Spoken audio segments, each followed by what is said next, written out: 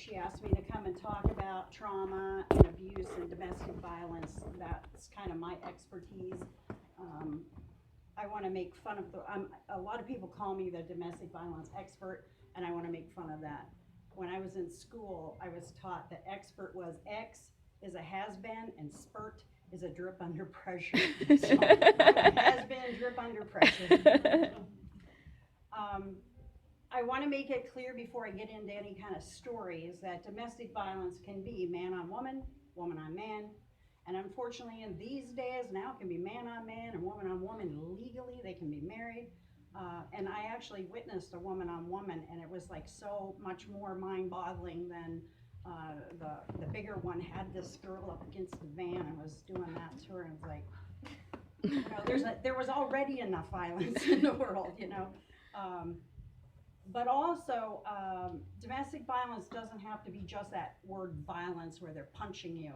And it can be physical, spiritual, financial, emotional, or verbal. And when I say spiritual, in my particular case, we were married in church. I was married for 17 years to my abuser. We were married in church, and that like held me captive. I couldn't, no matter what went wrong, I got married in the eyes of God, and I couldn't leave him. And, but in the reverse, even though he married me in a church, then he wouldn't let me take my children to church once we started having children. I was forbidden to take them to church. So I prayed and prayed and prayed about it. He had me, by that point, isolated out in the country on 40 acres of land that was surrounded by estate game lands. I could yell all day long and no one would ever hear me. And I prayed one day. I remember vacuuming and bawling and asking God to please come help me figure this out. You know, if you don't want me to leave him, then what can I do? And I am not kidding. While I was still vacuuming, there was a knock on the door. And I opened it up, and it was 2 Jehovah's Witnesses. And I thought, well, if this is God's answer for today, there's a lot about them that I don't believe, but if this is his answer for today, this is what I'm going to do. So I started studying with them, and I insisted on using my King James Bible versus their Bible, because I just wanted to make sure they weren't like, you know, playing any tricks on me with what it said. My grandma left me this King James, and I'm using the King James. And so I built a relationship with these people. I couldn't afford to buy their materials, but we lived on a farm. We raised our own cows and beef. We had a freezer full of meat. I gave horseback riding lessons. So these people would give me their materials for a horseback riding lesson or for a couple pounds of sausage or whatever. Well, when my husband discovered I was actually studying the Bible with the Jehovah's Witnesses in his home, that we rented from someone else, his home. So he said, they're not allowed in my house anymore. And I was not trying to be a smart aleck. I just wanted the word, wherever the word came from at the time. And I was not allowed to drive to church, or I would have done that. So we started studying in their car in the driveway. And in the back seat, a woman would study children's church with my 2 little kids while I was in the front seat, you know, trying to learn the word from an adult in the front seat. Well, when he found out that we were doing that in the driveway, he said they're not allowed to park on our property, which again, remember, was rental property. So they parked down at the game lands, and me and my boys would walk a mile down to the game lands and get in the car and do that, and so on and so forth. So that kept me spiritually fed. But the one thing at that time, and this is in the 80s, at that time the Jehovah's Witnesses believed I needed to stay and die, and that God would take care of me and God would take care of him. But, you know, I was not granted permission to leave under any circumstances. They no longer believe that, and they know where I live, and every once in a while I'll find a tract in my door on that subject where they now tell the woman she can leave, but she can never divorce, but she can take her kids and be safe. Well, that's a step in the right direction. So anyway, I digress, but so it can be physical, spiritual, financial. I worked. We had 2 vehicles at the time, but he was a mechanic, and he always made sure only one of those was running at any given time. And so we at this point in this quick story, we were in my 10-year-old Thunderbird, huge car, gas guzzler, and we lived on the game land. So he would drive me like 20 miles to Albion to drop me off where I worked, to drive back all the way to GE where he was subcontracted. Then at the end of the day, he would drive from GE all the way out to Albion to pick me up and take me home while his truck sat in the driveway not working. So this went on for months before I just said to him, you know, very meekly on the way to Albion, when do you think you're gonna have a chance to, you know? And he started driving 90 miles an hour. He squealed to a stop in the middle of 6N. He jumped out and pulled out a bayonet out of his pants. And I want you to think about that, guys. Why in the world would you ever risk that? He pulled that bayonet out, ran behind our car, and popped both of my back tires. And God took a hold of me, and we started running. Now, I'm 5'2", you can see. My ex was 6'2" with 36-inch legs. And I know that because I used to buy the jeans, 36-inch inseam. There is no way I'm going to outrun this guy. But I did. And as I'm just like, God, take me. And I felt like my strides were twice as long as they could physically be, but I was. And he started running after me, and I could hear his feet. And then at one point I could hear my steps are getting way further than his, and his started slowing down. And he stopped in the middle of 6N at like 6:15 in the morning, and he yelled, "Aren't you gonna help me change the tires?" No. No, I'm gonna keep running and getting as much distance as I can. And I married him at 16 years old. I'd been around him for 17 years at that point. I knew a lot about mechanics just by living with a mechanic. So my mind is going, if he's got 2 spare tires, this was all premeditated. If he has 1 spare tire, he can still chase me, but he's not going to be able to go full speed. Or he could drive on those rims and really wreck my car up and drag my gas tank, but he's not going to be able to go fast. So when I heard the car start back up, I'm listening, and he's coming after me with 2 tires. So, yeah, that was a big wake-up call for me that, you know, God, I don't believe you want me to die. I really don't. I made it to town. He actually pulled up beside me, said, "Come on, give me a ride to work." And I'm like, "No, I feel like running another 3 miles." And I stopped at this restaurant that I used to stop in the morning and get a coffee. And they said, "He was just here. He was screaming he was going to kill us all and blah, blah, blah." So I knew he has really gone over some bend or around a bend or over a curb or something. That night, he called my boss. And my boss came out and said, "George said you can go home and he won't go there." And I also made sure I got my boys before he could pick them up. And but I had to get somebody to drive me because he's driving my car with the 2 spare tires on it. And we picked up my boys, and I went to the house, and my boss said he's going to leave you alone. He understands that he really did something wrong. So I deadbolted my door, and my boys and I had chairs on the doors and everything. And it was kind of rainy that night, with just not loud storm, but you know, just that once in a while like heat lightning. And I was in my bedroom, and the heat lightning went, and there he was standing in the window looking in. Yeah, he let me stay in the house all right, but that was at the bedroom. Like, I'm gonna sneak somebody in, you know. That was always it. I know you're cheating on me. And it's like, if I had cheated on him, the number of times he accused me of cheating on him, I would still have to be in bed today trying to catch up. It's just, that's what they do. So I had a few notes as you were talking. Norm and normal. When you have that generational stuff, that's their normal. You know, if grandpa and then dad and then now I'm a guy, that's just our norm. That's what you do in a family. No, it's not. And unless they're taught by things like this, or, you know, being in school and hearing a speaker, they're not going to learn what normal is for the rest of the people. They don't even realize it's wrong. Some of them. I'm not saying that for all. So a lot of people will say, "Why in the world would you stay 17 years? Because I married him in the eyes of God, and I felt like I'm a good, loving, forgiving person." And, you know, he would, with the cycle of violence, they beat you up, they come back with flowers, "I'm so sorry, it'll never happen again." Then you start seeing them getting in that angry state again, then they beat you up, or whatever violence they're going to do. So that is a cycle, just like she's saying, the cycle, generational cycle. So why did I stay? I stayed because I married him in the eyes of God, and I felt like that was what I had to do.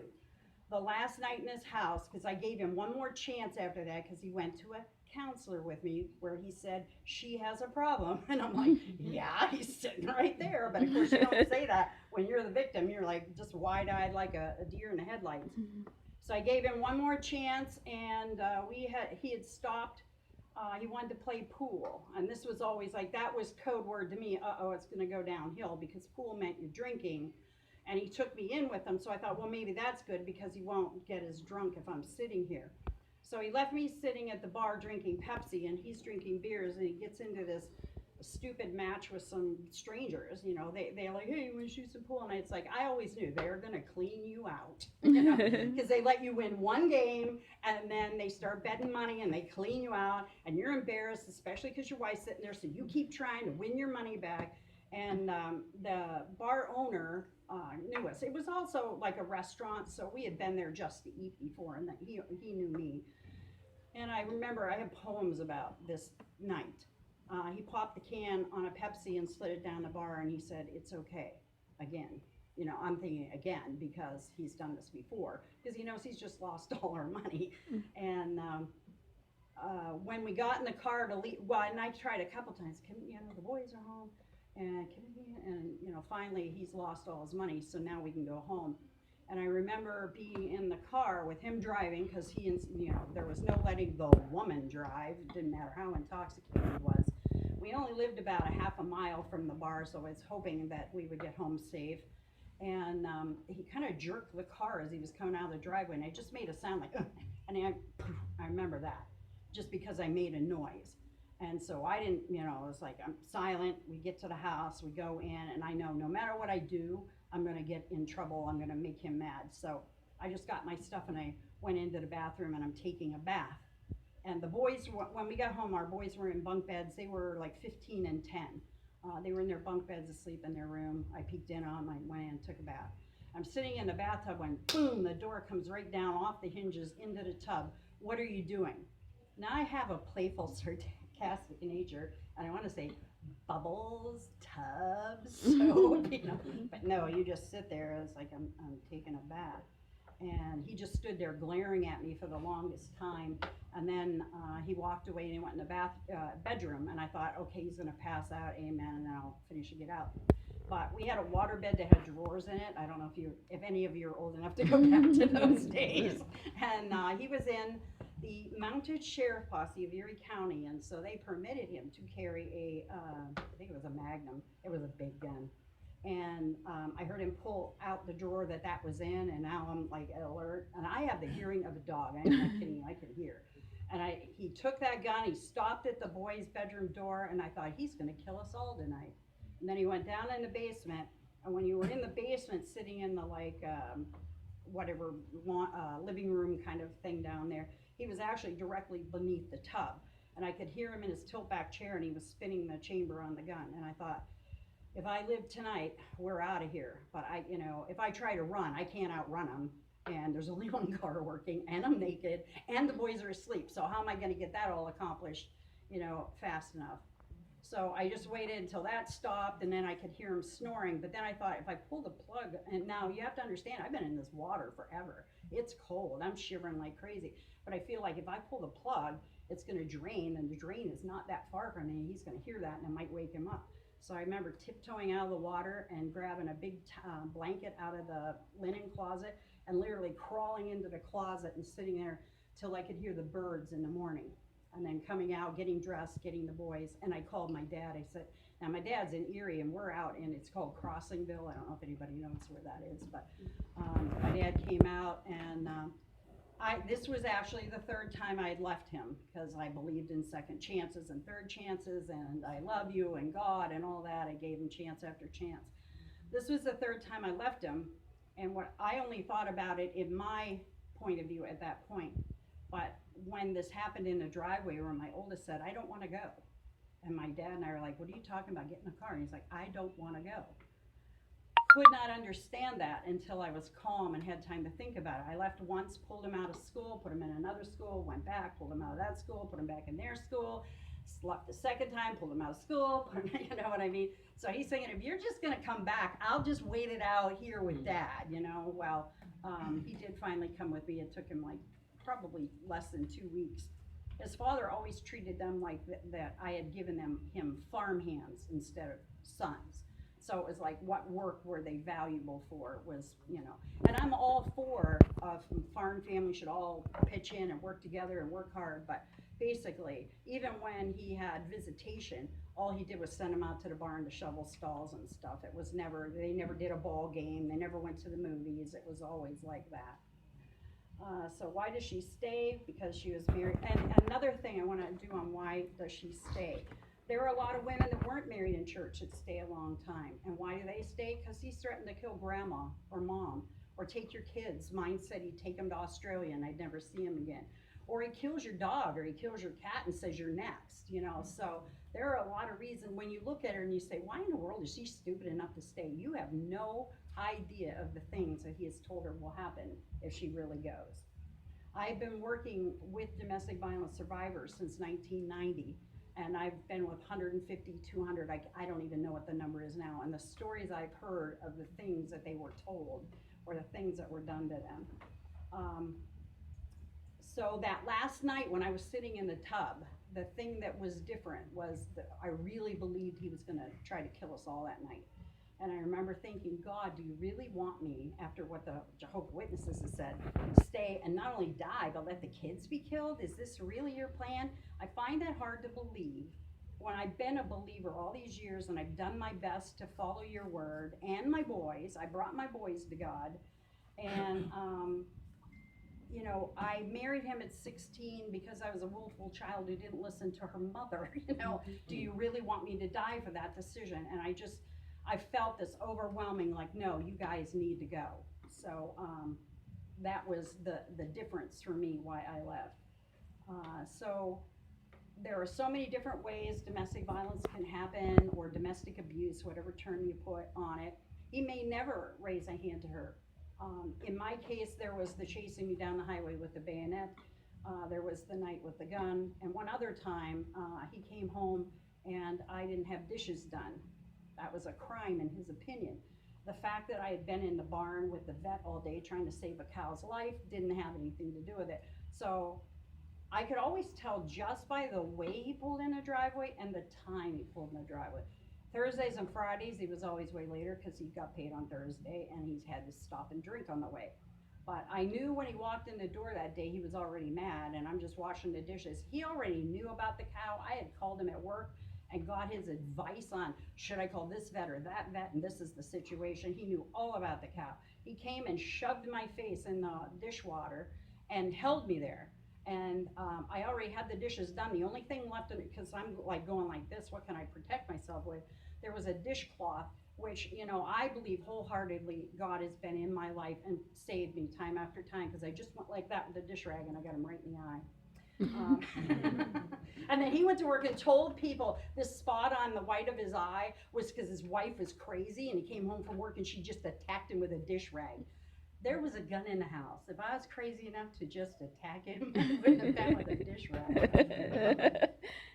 So I also want to point out, as well as the male to male,